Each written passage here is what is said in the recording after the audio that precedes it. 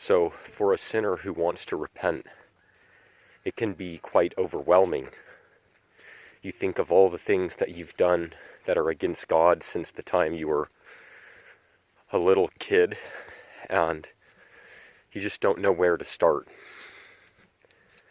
You know, Jesus leads us step by step.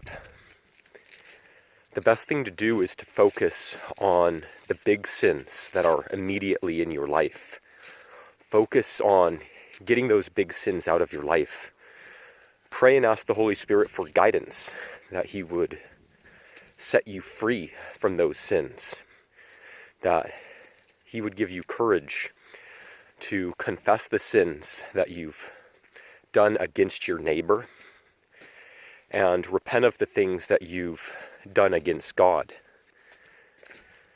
Jesus is quick to forgive a sinner who is ready to repent.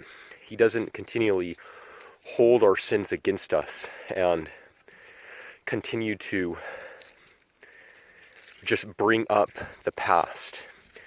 It is Satan who constantly condemns us when we're wanting to repent, telling us we can't get to God, telling us that we've sinned too much and there's no hope for us. But Jesus loves His creation. He loves each one of us. And He quickly and easily forgives our sins when we confess and are serious to repent of our sins. So I encourage you to focus on the things that are the big sins in your life. Work on eliminating those things.